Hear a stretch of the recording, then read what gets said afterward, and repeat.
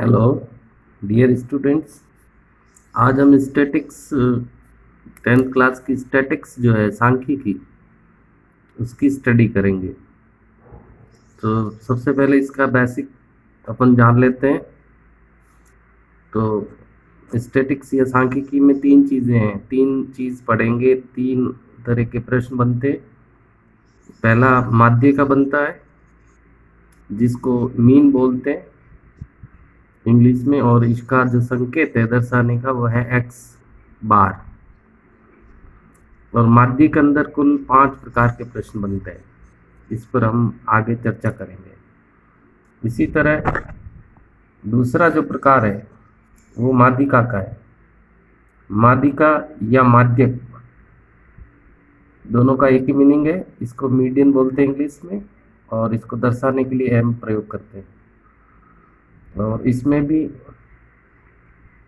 जो प्रश्नों के प्रकार है वो 3 प्रकार के प्रश्न बनते हैं। तीसरी जो चीज़ है वो है बहुलक। बहुलक को इंग्लिश में मोड बोलते हैं। इसका संकेत जेड है और इसमें भी 3 प्रकार के प्रश्न बनते हैं। इस प्रकार जो 10th की सांख्यिकी है उसमें माध्यक और मोड यानी बहुलक, इनके प्रश्नों के प्रकार माध्य में 5 प्रकार के, माध्यक में 3 प्रकार के और बहुलक में 3 प्रकार के। कुल कितने प्रकार बन गए? आपके 11 प्रकार के प्रश्न बनते हैं। तो सबसे पहले अपन चर्चा माध्य की करते हैं कि माध्य में वो कौन से 5 प्रकार है या माध्य में कौन से 5 प्रकार के प्रश्न बनते हैं। तो सबसे पहले अपन बात करेंगे माध्य के पहले प्रकार की। जो माध्य की पहली टाइप है उसमें केवल ऐसे प्रश्न होंगे जिसमें केवल चर यानी कि आंकड़े दे रखे होंगे, और यहाँ पर चर या आंकड़ों को एक्स से दर्शाते हैं। तो इस प्रकार के प्रश्नों में कोई सारणी नहीं बनती है, सारणी नहीं बनेगी। इसके लिए सीधा ही आंकड़ों का, जैसे औसत में करते हैं, जैसे आंकड़ों का योग कर लेते हैं और आंकड़ों की संख्या का भाग लगा देते हैं। क्योंकि ये सांख्यिकी है तो इसमें इसके लिए ये सूत्र है, एक्स बार बराबर सिग्मा एक्स बट्टा एन। तो आपको ये बता दें, ये जो संकेत है वो तो है माध्य का, और ये सिग्मा का मतलब योगफल होता है, जोड़, और एक्स दर्शाता है चरों को, आंकड़ों को। तो इसका मतलब होगा सिग्मा एक्स यानी चरों की जोड़, चरों का योगफल। और ये एन जो है वो चरों की संख्या बताता है, कितने चर दे रखे हैं, कितने आंकड़े दे रखे हैं। तो ये सूत्र हो गया सिंपल सा, चरों का योगफल बट्टा चरों की संख्या, या आंकड़ों का योगफल बट्टा आंकड़ों की संख्या। जैसे एक एग्जांपल की बात करें, जैसे 2, 5, 6, 7, 3, 8 ये आपके आंकड़े दे रखे हैं। अब इसका अगर माध्य ज्ञात करना है तो ये इसका सूत्र है एक्स बार बराबर sigma x upon n. Sigma x यानी ये जो आंकड़े दे रखे हैं इसकी जोड़ करेंगे, 2 + 5 + 6 + 7 + 3 + 8। अब अपन देखते हैं कितने आंकड़े हैं, 1 2 3 4 5 6 अपॉन 6। तो ये ऊपर जो है वो आंकड़ों का योगफल है, नीचे आंकड़ों की संख्या। तो इसका योगफल करने पर 31 आता है अपॉन 6। 31 में 6 से डिवाइड करेंगे तो ये आएगा 5.166। दशमलव पद्धति का एक नियम होता है कि दशमलव के बाद तीसरा अंक, जैसे ये पहला है, ये दूसरा और ये तीसरा है, तीसरा अंक 5 और 5 से बड़ा हो तो उसको हटा करके दूसरे अंक को 1 बढ़ा देते हैं। तो इसका फाइनल आंसर हो जाएगा एक्स बार बराबर 5.17। ये तो चलो छोटी है, पहले प्रकार का सिंपल टाइप था। अब इसके अगले प्रकारों पर बात करते हैं। दूसरे प्रकार के जो प्रश्न बनते हैं उसमें आंकड़ों या विचर या चर जो एक्स होता है उसके साथ उसकी बारंबारता भी दे रखी होती है।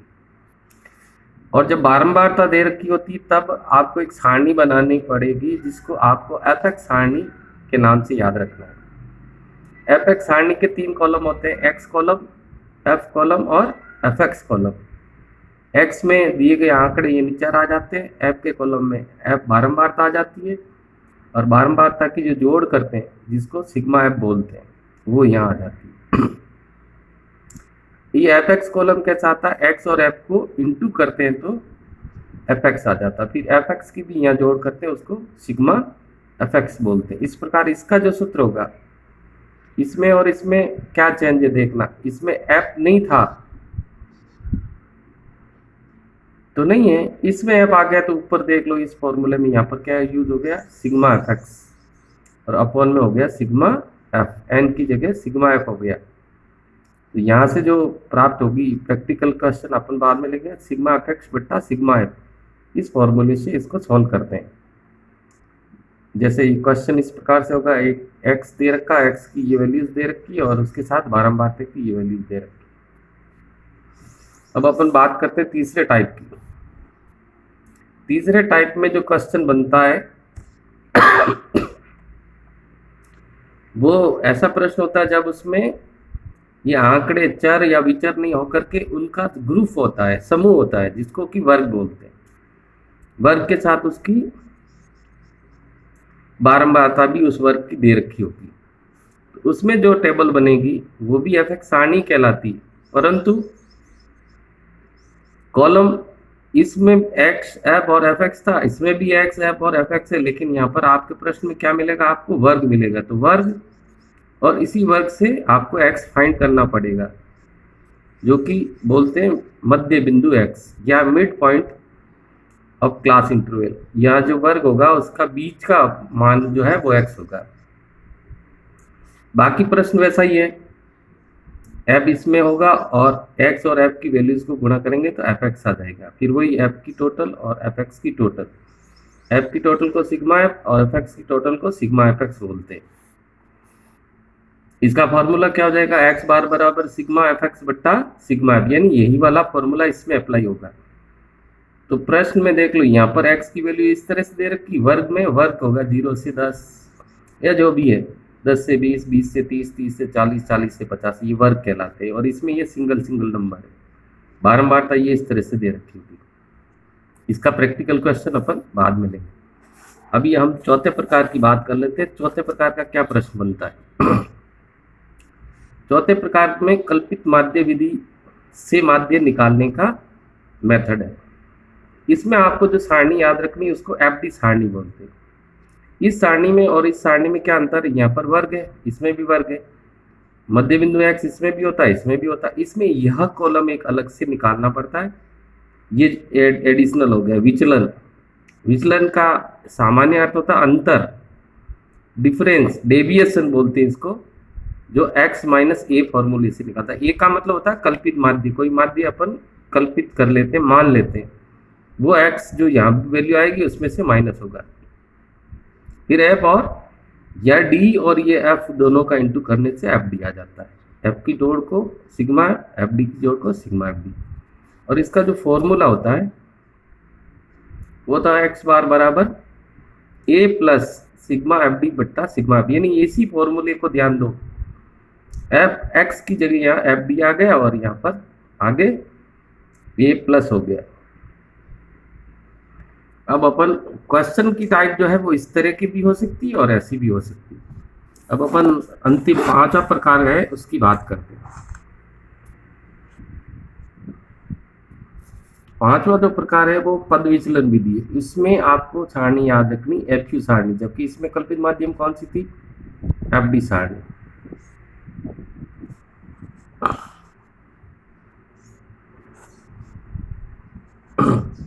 एफ यू सारणी में क्या कॉलम होते हैं, वर्ग, वही मध्य बिंदु एक्स, बी उसमान इसमें भी होता है, इसमें भी होता है।